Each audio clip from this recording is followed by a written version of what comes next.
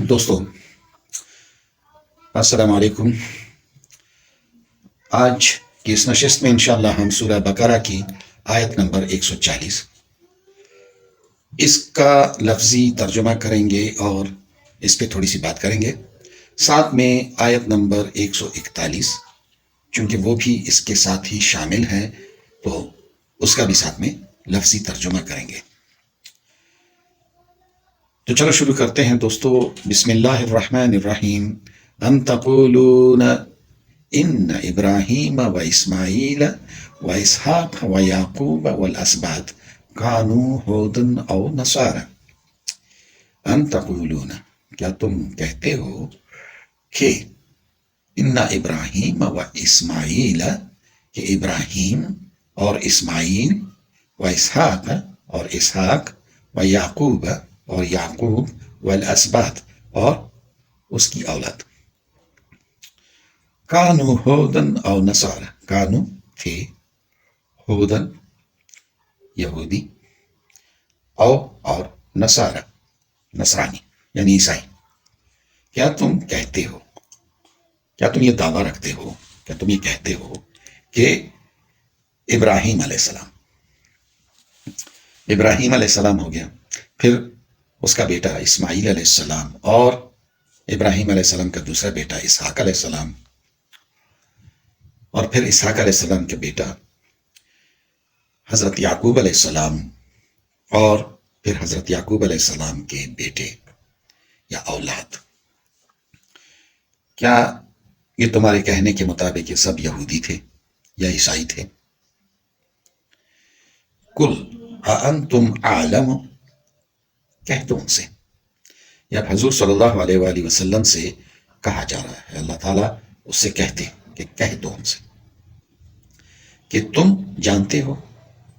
اس بارے میں، کیا تم جانتے ہو، ام اللہ، یا اللہ جانتا،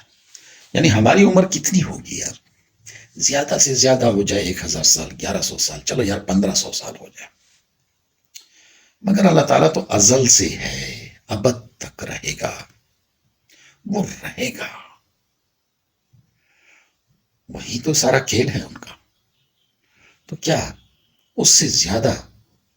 تمہارا علم ہے اس بارے میں؟ اللہ تعالیٰ زیادہ جانتا ہے یا تم لوگ زیادہ جانتے؟ تمہیں تو اپنے کل کی بات بھی یاد نہیں رہتی ہے، تو اس بارے میں کیا جانو گے؟ وَمَنْ أَظْلَمَ مِمَنْ كَتَمَ شَهَادَةً عِنْدَهُ مِنَ اللَّهِ، وَمَنْ أَظْلَمَ، اور اس سے ظالم کون ہوگا، مِمَنْ كَتَمَ شَهَادَةً، جو چھپائے گواہی کو، شہادت کو، عِنْدَهُ مِنَ اللَّهِ،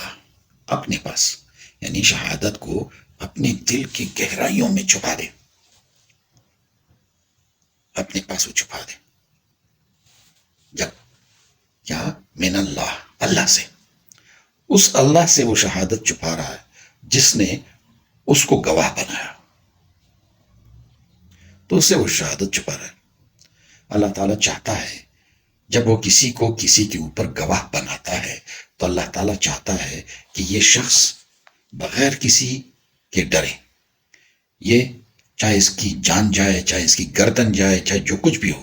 یہ خالص میرے لیے گواہی کرے، مجھ سے ڈرے، تاکہ میری پکڑ میں نہ آئے۔ اور یہاں پہ اشارہ کس طرف ہے؟ ان لوگوں کی طرف جو کتاب کے ماہر ہیں، عالم ہیں،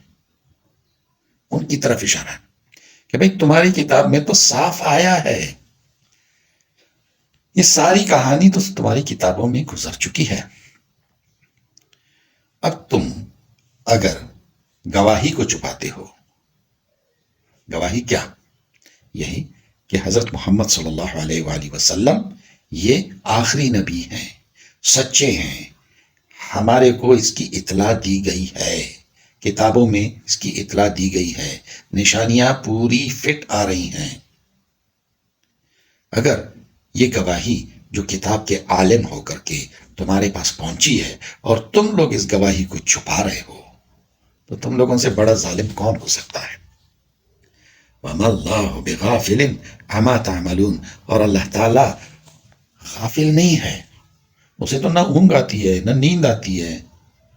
وہ کہاں سے غافل ہو سکتا ہے؟ اس کے سامنے تو سب یہ ایسے ہیں پلیٹ کی طرح رکھے ہوئے ہیں، یہ جتنا بھی نظام ہے سارا اس کے سامنے پلیٹ کی طرح رکھا ہوا ہے، تو اس سے کیا چھپاؤ گے؟ وہ تو تمہارے دلوں کے اندر بیٹھا ہوا ہے، اور وہ جانتا ہے جو کچھ کہ تم لوگ کرتے ہو، ان سب سے وہ باخبر ہے، غافل نہیں ہے۔ یہ آیت نمبر 140 کا ترجمہ ہو گیا،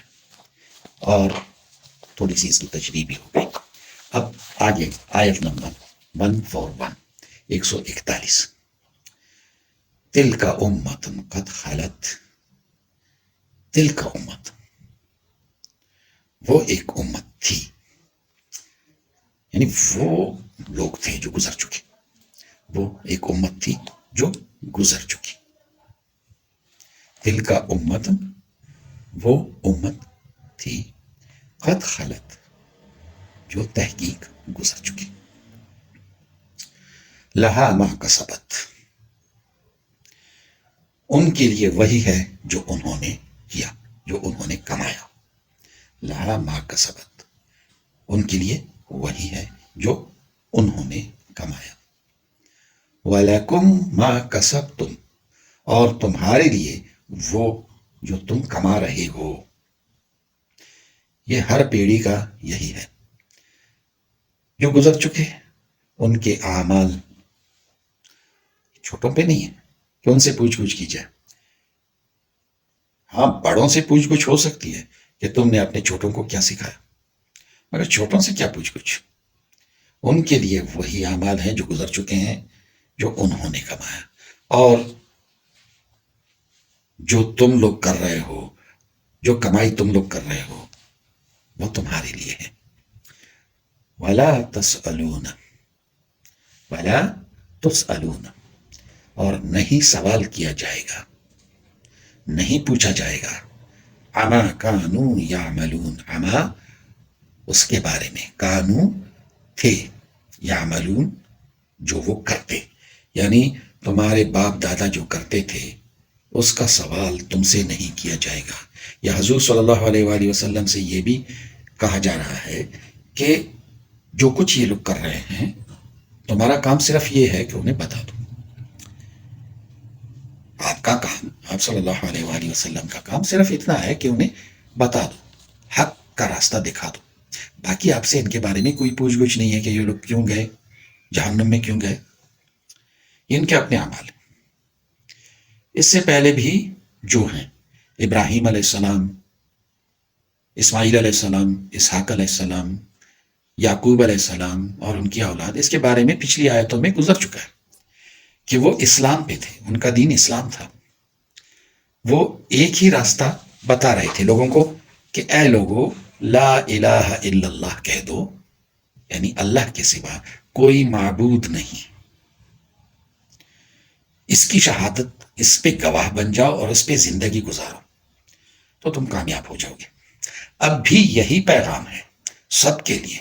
حضرت محمد صلی اللہ علیہ وآلہ وسلم بھی یہی پیغام لے کے آئے کہ لا الہ الا اللہ کہہ دو، کامیاب ہو جاؤ گے،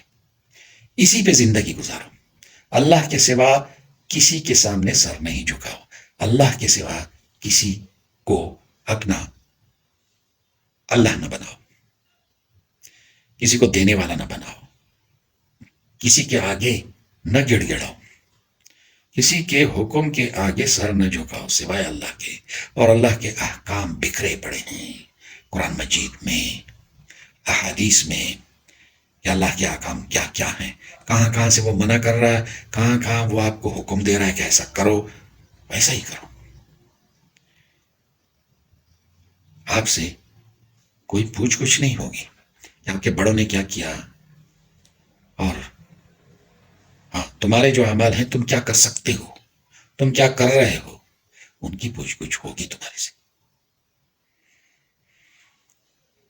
دوستو آج یہاں تک، کل انشاءاللہ آگے، کل تک کے لیے اجازت، اللہ حافظ۔